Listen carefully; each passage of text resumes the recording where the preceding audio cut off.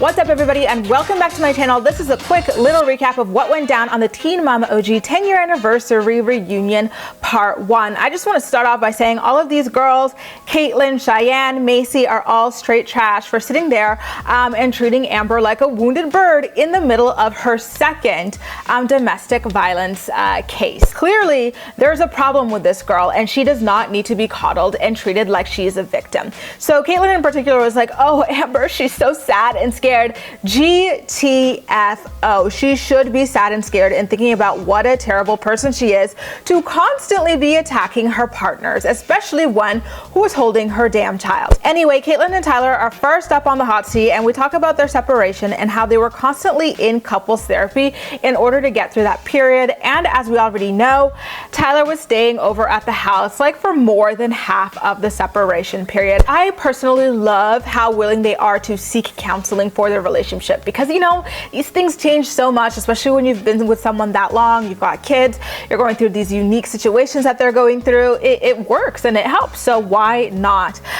They said that they'll keep trying for kids until they get a boy, and that's when they'll be done. Why the heck don't these two just go for gender selection? They've got the money for it, and like just having more kids, especially with how Kate handles pregnancy and birth, you know, in the hopes that one of them is a boy, doesn't seem very healthy to me. Brandon and Teresa then join them on stage, but they don't get asked any interesting questions about Catelynn and Tyler's like trash talking about them. It would have been great for Dr. Drew to ask them, how do you feel about some of the things that Catelynn and Tyler have said about you over the years? Like, they've pretty much said for a couple of years now that they would have chosen different adoptive parents if they knew then what they know now. Like, how does that make you feel as the parents of this child? What about the way that they kind of try to disregard your boundaries that you set about featuring Carly on social media?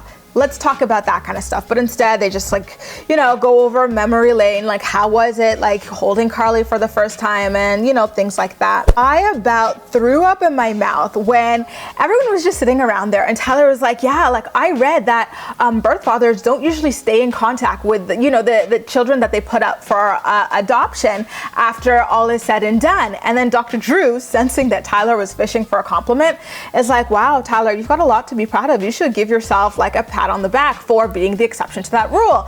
And then Tyler, after very clearly fishing for a compliment, was like, oh, well, okay. Like, I don't know why you're complimenting me, but okay. It was like, sit the heck down. You knew good and well what you were doing, throwing in that random tidbit about how amazing and exceptional you are. When Mackenzie and her family were up on stage, I was just so endlessly uncomfortable. First of all, and this is no critique to her mom, I'm not saying she should be like sad and miserable and all of that, but like the mom was just unusually chipper when talking about all of the tumors that she has in her body. She's like, I've got 18 in this lung or 40 in this lung, I've got like 10 in my brain, and she just seems like so excited. So I was like, that's different. I wasn't expecting that. That caught me off guard. And then after that, Dr. Drew asked Mackenzie, like, okay, well, look at all this stuff going on in your mom's body. Like, so how are you going to cope when she, you know, passes away? And so Mackenzie's talking about how all of her siblings are perfect and she's like broken glass, and her mom's just sitting there like, and she didn't even like stop to tell her daughter, like, no, there's nothing broken about you, like there's nothing wrong with you, you're a great daughter, great person, great mother.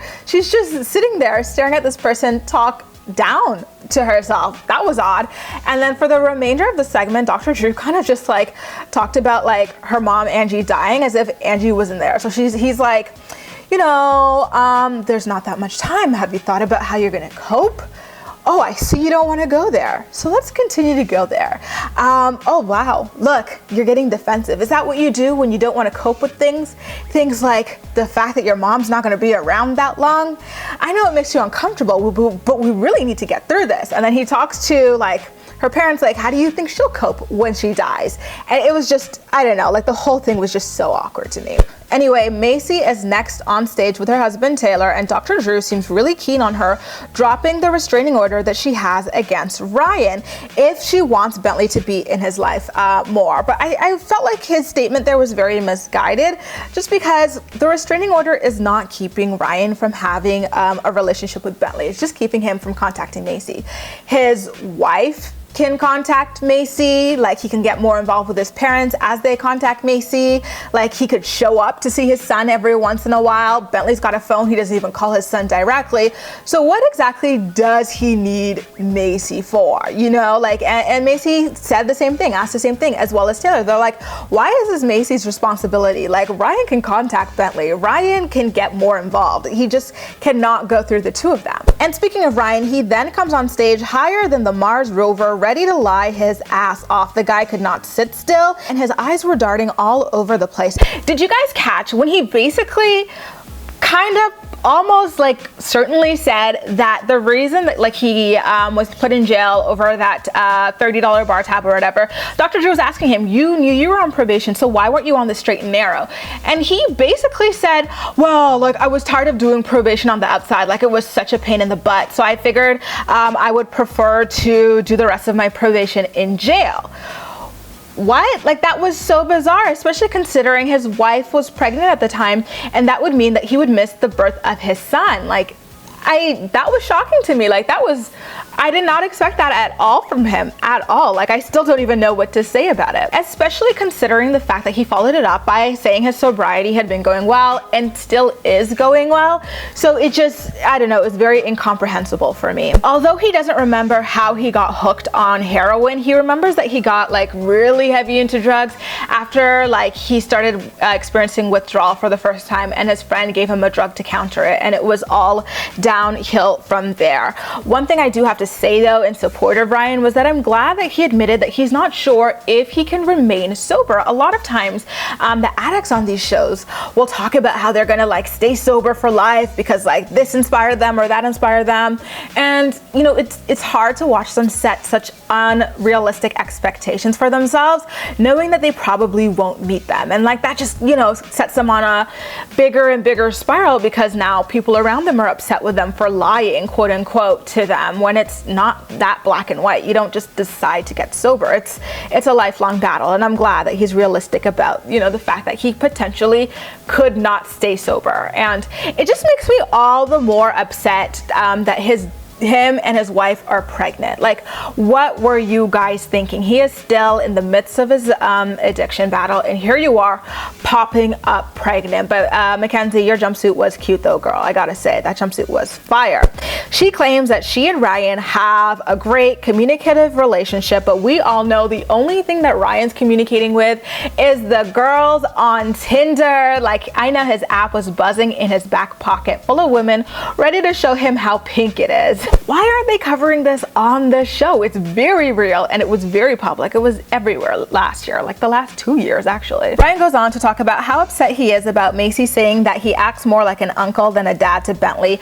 I don't understand why he was upset with her for saying that, considering he literally said the exact same thing. He said himself on the show that he feels like more of a big brother, and that's because his parents are a lot more proactive about, you know, getting to spend time with Bentley. Like, Ryan would not be talking to this child. Ryan would be an Adam if it weren't for his parents. And I don't understand why he's upset with Maci for that. And Mackenzie kind of piled on like, oh, this restraining order is like hindering Ryan from being able to be present in Bentley's life. But the restraining order is new, boo. Like, it wasn't in place before, and he still was not really showing up. He still was only like a big brother, an uncle, a cousin to this child. And why don't we talk about you in your role here as his wife? Why is his mother facilitating him getting to spend time with his child and not you as his wife, if that's what you really, you know, want for your husband? Like, Maci really seriously tried to have a good relationship with Mackenzie and wanted to transition the point person on their camp, in their camp, from Mimi Jen to being Mackenzie, and Mackenzie effed that up by running back to Jen and Larry and gossiping and claiming that Mackenzie thinks that Jen is overly whatever with Bentley. And despite that, Maci was still trying to have a co-parenting relationship with Mackenzie, but she kept squandering that. Like, she seems to prefer gossiping and further driving a wedge than to help to bridge this whole thing. And I wish Dr. Drew called her out on what she should be doing as his wife to help out in all of this. Anyway, you guys, that is a quick recap of what went down on Teen Mom OG's reunion special part 1. I'm gonna have to recap part 2 like tomorrow. I'm running late. I've got a lot of things to do today, but as usual, I'm more excited to hear what you have to say about everything. So please make sure to leave all of your thoughts and opinions in the comment section down below, and we'll chat. That's all for now. Thank you so much for watching, and I'll see you next time.